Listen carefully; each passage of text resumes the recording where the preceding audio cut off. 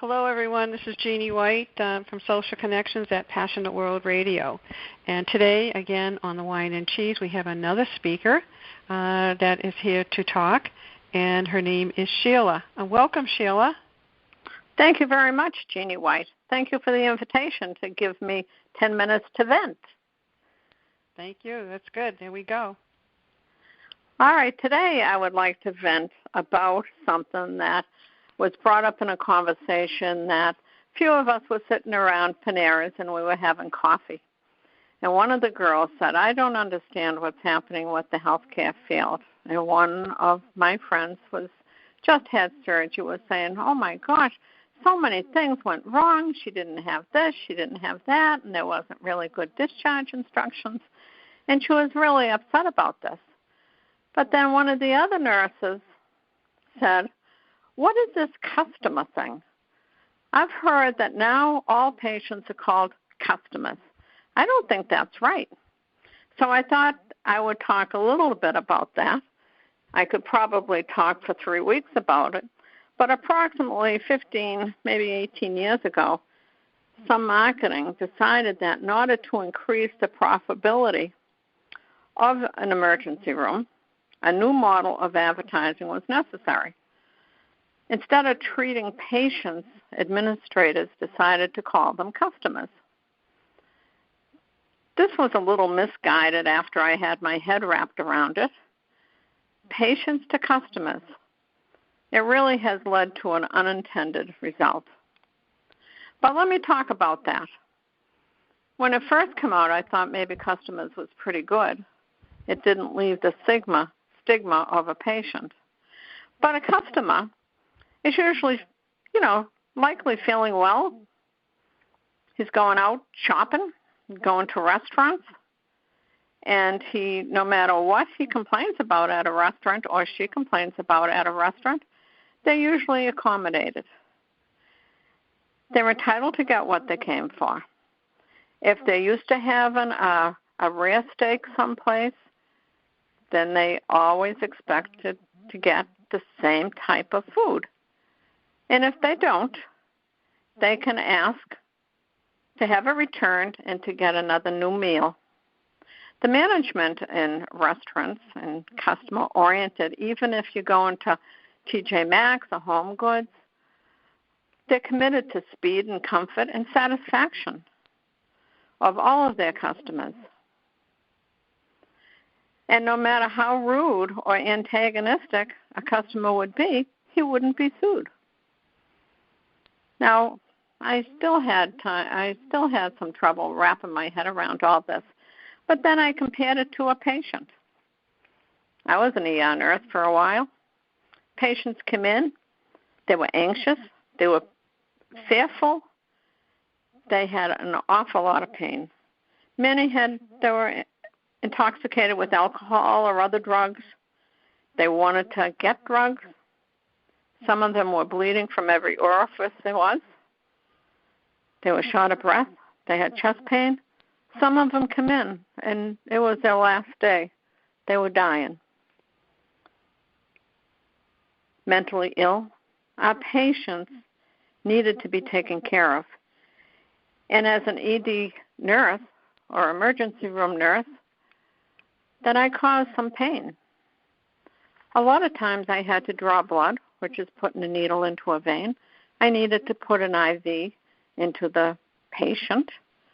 I wouldn't be putting IVs into customers. We would send them over to X-ray. They would be getting all sorts of tests. We'd had to move them. We had to put catheters in them. None of this is an easy thing to do. So customers really didn't fit well with me. So what happens? Now the customer is told by all sorts of those signs outside, the billboards, that they are advised by these billboards that they will be seen in a certain number of minutes after arrival, regardless of whether other patients have more urgent needs. He's told or she's told that they're entitled to what they want, whether his wishes are rational or necessary or good for him. Now, the reason for this is that the hospital administration likes great satisfaction scores. And if nobody knows about them, look up Press Ganey scores, PRESSGANEY scores. This is what CEOs and all of the administrators and the board want, good satisfaction scores. But if a mom comes in and wants antibiotics for her child's cold, and the physician tells her, hey, wait a minute, the kid has a cold. I don't want to give him antibiotics. Well, if he doesn't give him antibiotics and that woman writes on her satisfaction score that the doctor absolutely refuses to give antibiotics, right or wrong, the physician gets into trouble because that Press Ganey score is low. If a patient wants oral or intravenous narcotics, again, the physician, if he doesn't want a low score in the Press Ganey scores, if he doesn't give it, he's going to get low scores if the patient writes back on the Press Ganey. This goes on and on. If a patient wants an X-ray or a CAT scan, the physician has a hard time whether or not. And even if he says, no, I think it's harmful to you, it doesn't matter. I've been there. I've seen them throw a tantrum. You do this or I'm going to call the administrator and tell him how bad you are. The administrator really wants happy paying patients and high satisfaction scores. That's the bottom line. He's competing against his colleague administrators in other hospitals. He doesn't have too much concern about whether or not these things don't work, like if you give antibiotics, it could be harmful, or if you give them more drug medicine, it could be harmful, because they aren't doctors. They're in a whole different field. Customers who are constantly reminded that they are entitled to the speedy care and whatever they want, they become angry when they get disappointed. And who ends up with that? The anger is often vented on the emergency department staff. The administrators aren't down there at 3 o'clock when everything else is going on, when you have people that learned that you're not going to get exactly what you want. You're not going to bully the doctor. You can walk out. The doctor takes his low Press Ganey scores because he doesn't want to harm you. But then the patient will cause some problems with the nurses and the physicians, the medical assistants. And if he gets too mad and he needs to be restrained, the doctors and the nurses don't want to restrain him. Who ties up customers? Really? I've never been in home goods and got tied up because I didn't like something. Hospitals refuse to support nurses and nurses' aides who have been assaulted. There's not one case of a hospital suing a patient who has assaulted a nurse. Not that I have found, and I would love to know if somebody has found that. If a nurse reports an assault, and if it's a hospital that doesn't want to be known about these assaults, then they twist that around and say, well, wait a minute. What could you have done to prevent this?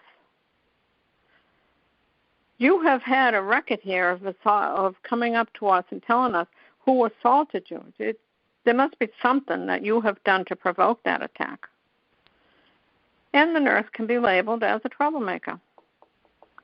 And she is discouraged from taking action against the patients.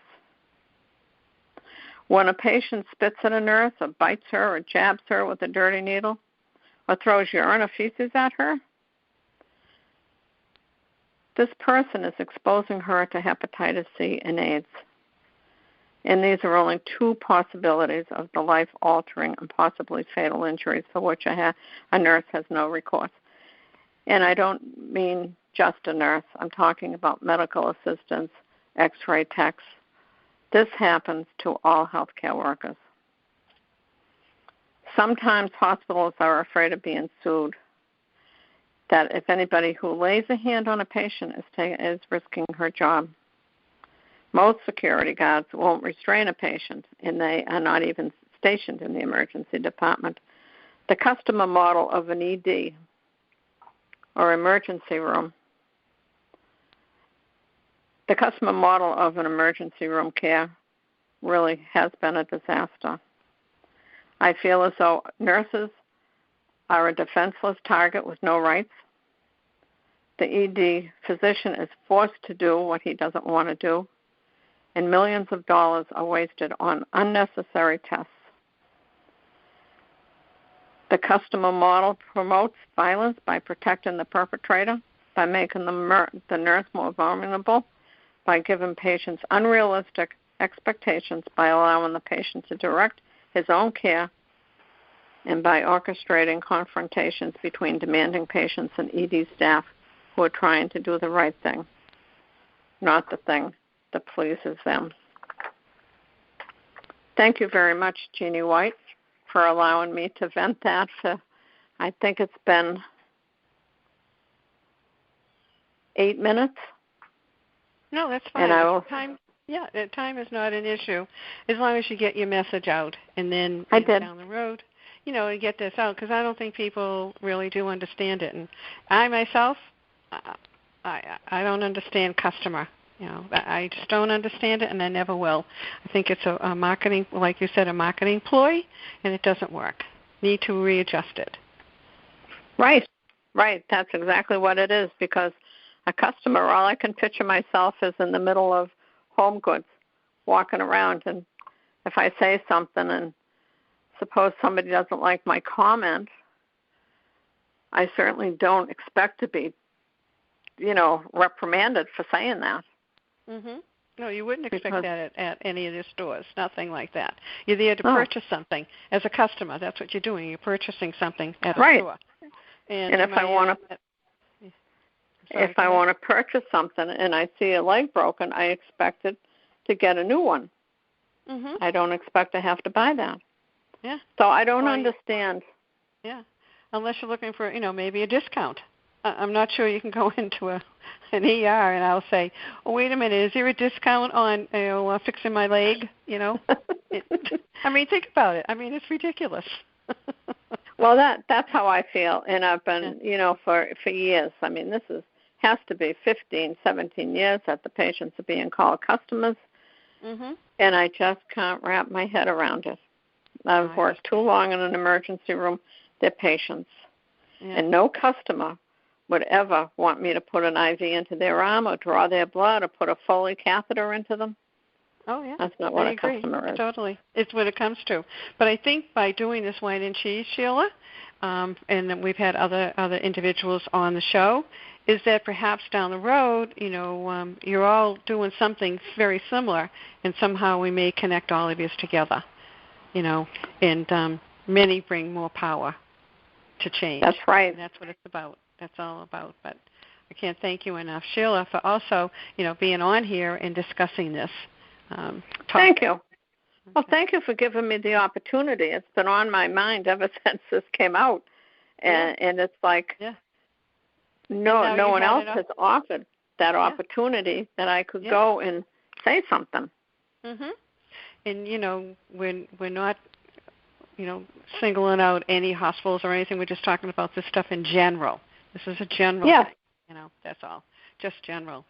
And so I thank you very much for being on the show today. I want to thank you again, and I want to thank our listening audience. And if they have any comments or suggestions, they can write to me at jwhite7033@comcast.net, and we would look forward to hearing from your comments, because nothing changes unless we start something. So again, thank you, everyone. I know. Thank you again, Sheila. This is Jeannie White from Social Connections at Passionate World Radio.